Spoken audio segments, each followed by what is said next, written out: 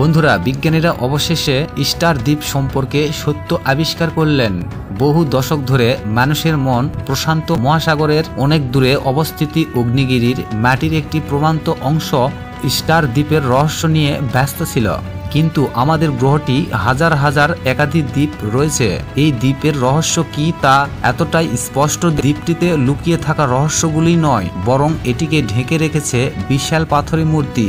যারা বিশ্ববিখ্যাত বিশাল পাথরের মাথা তৈরি করেছিল, তারা কোন উদ্দেশ্যে কাজ করেছিল, এই ভিডিওতে আপনারা দেখবেন রহস্যময় কিছু দৃশ্য যা আপনি কখনোই ভাবতে পারেন না।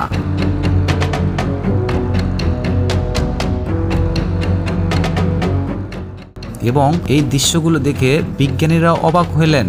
তাদের স্টর্চ কোথা থেকে এসেছিল এবং কোথা থেকে অদৃশ্য হয়ে গেলেন।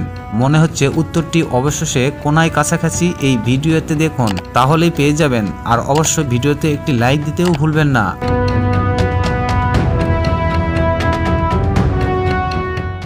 আপনারা কৌতূহল মেটার স্টার দ্বীপ সম্পর্কে সমস্ত সত্য জানেন। আমরা দ্বীপ সম্পর্কে কি জানি, যা স্টার দ্বীপের প্রথম বাসিন্দাদের দ্বারা স্টার দ্বীপের নাম দেওয়া হয়েছিল। চিলির অঞ্চলে এবং এটি দক্ষিণ প্রশান্ত মহাসাগরে অবস্থিত এবং এটি এত দূরে যে আপনি সহজেই এটিকে বিশাল মানচিত্রের সবচেয়ে দূরবর্তী স্থানগুলোর মধ্যে বিবেচনা করতে পারেন।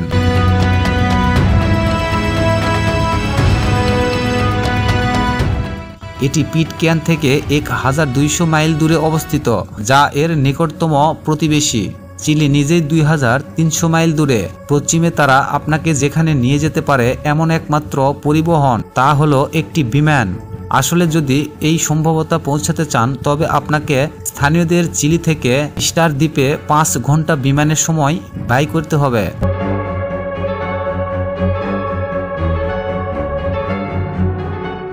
দ্বীপের আয়তন মাত্র 63 বর্গ মাইল এবং অনুসন্ধান করুন। আসুন স্বীকার করি যে এটি ছোট্ট অঞ্চলে 887 সালের বিশাল মূর্তি রয়েছে। এখানে কিছু আশ্চর্যজনক তথ্য রয়েছে যা আপনি হয়তো জানেন না। মূর্তিগুলো 13 থেকে 15 শতকের মাঝামাঝি সময়ে খোদাই করা শুরু হয়েছিল। তাদের অদ্ভুত মুখের কারণে দ্রুত নতুন মূর্তিগুলো সহজেই চেনা যায়।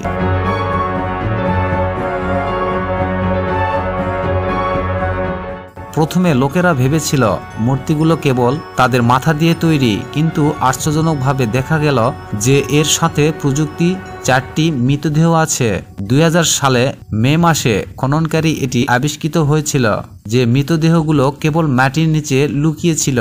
আসলে মূর্তিগুলো অনেক লম্বা, সবচেয়ে বড়টি হলো 30 ফুট লম্বা এবং 90 টন ওজনের।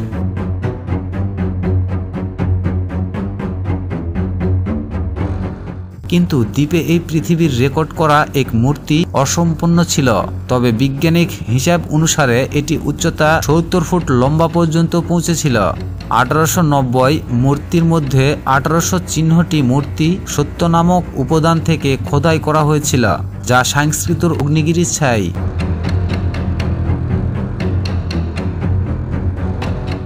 একটি দল ছাড়া বাকি সমস্ত মূর্তির ভিতরের দিকে মুখ করে থাকে। এর অর্থ হলো তাদের পিঠ সমুদ্রের দিকে ঘুরিয়ে দেওয়া হয়।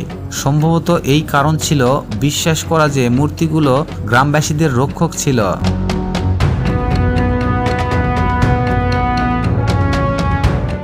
রাফা নুয়ে মানুষের জন্য একটি পবিত্র স্থান। দ্বীপে আরও অন্যান্য মূর্তি রয়েছে। এটি একমাত্র মূর্তি হাঁটু গেড়ে বসে পাওয়া গেছে এবং আপনি দেখতে পারেন যে অন্য মূর্তির তুলনায় অনেক বেশি মানুষের মতো দেখাচ্ছে। এর ছোট আকার এবং অস্বাভাবিক উপাদান ব্যবহার করে মূর্তিটি তৈরি করা হয়েছিল।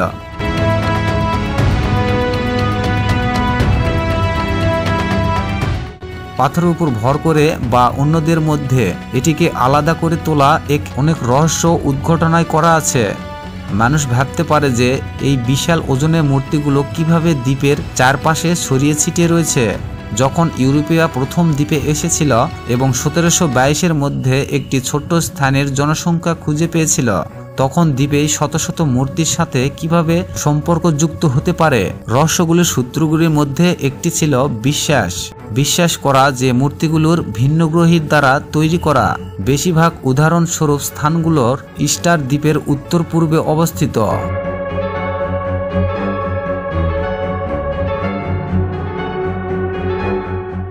এটি বিলুপ্ত অগ্নিগিরির অন্য একটি গ্রহ নয়। নতুন মানুষ কিভাবে মূর্তিগুলো সরিয়ে নিতে পারে তার রহস্য গবেষণার চ্যালেঞ্জ করে যে 80-র দশকে তার মধ্যে কেউ কেউ একটি মূর্তি পুনরায় তৈরি করার জন্য এটি স্থানবন্দর সম্ভাবনা পরীক্ষা করার সিদ্ধান্ত নিয়েছিলেন।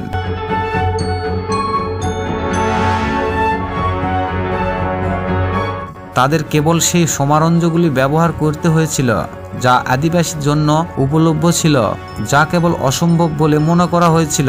কয়েক দশক আগে আমেরিকান বিজ্ঞানীদের একটি দল প্রমাণ করেছেন যে দ্বীপবাসীর দড়ি বেঁধে বিশাল মূর্তিগুলোর প্রদক্ষিণ করতে পারত এবং হাঁটার গতিতে তাদের সরাতে পারত। আসলে এই ধারণাটি ব্যাখ্যা করতে পারে নতুন লোককাহিনী বলে যে মূর্তিগুলোর জাদুর সাহায্য হাসছিল।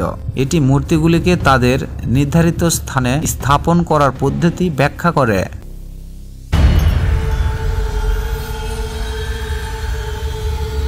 মুষ্টিয়াস বাসিন্দারা কিভাবে এই দুর্দান্ত এবং অসংখ্য স্মৃতিসৌধ তৈরি করতে পারে।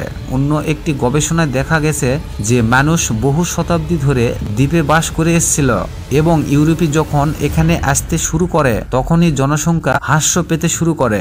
তাই আরও বাস্তবতা ব্যাখ্যা হলো দক্ষিণ আমেরিকান অভিযান 1920 শতাব্দী জুড়ে দ্বীপে প্রায় আদিবাসী অর্ধেক অপহরণ করা হয়েছিল, যা ইউরোপীয় ব্যবসায়িক দ্বীপে নতুন রোগ নিয়ে এসেছিল।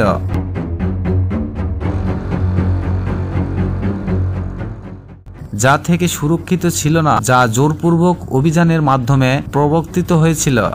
এটি জাতির মারাত্মক পতনের দিকে পরিচালিত করেছিল, যা বিশ্বকে এমন একটি অলৌকিক ঘটনা উপস্থাপন করে যা ইস্টারের রহস্য দ্বীপ।